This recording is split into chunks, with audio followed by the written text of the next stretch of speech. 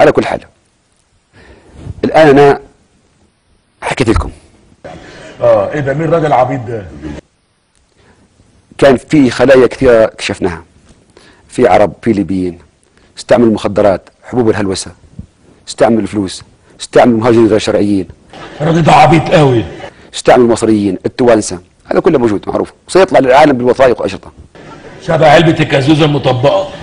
ايضا بشركم بحاجه اخرى، اخواننا المصريين واخواننا التوانسه اللي موجودين باعداد كبيره وتم استعمالهم، ايضا الان هم عندهم سلاح.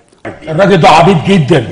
وموجودين هنا واصبحوا جزء من هذا العمل وهذه الفوضى وهذا التآمر، نجهز انفسنا ايضا للتعامل معهم. هو عارف انه عبيط؟ وهيفكوا جزء من ليبيا وهيشاركوكم في النفط في المستقبل اذا صار منا، هذا اذا صار منا بعد 40 سنه. الحكومه عارفه انه عبيط؟ ويشاركوكم في بيوتكم وفي رزقكم وفي كل حاجه.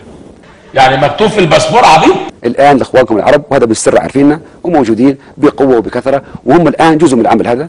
هم الان هيكون لهم ايضا حصه في ليبيا. يا نهار ازرق، عبيط واقرع وزمباوي كمان.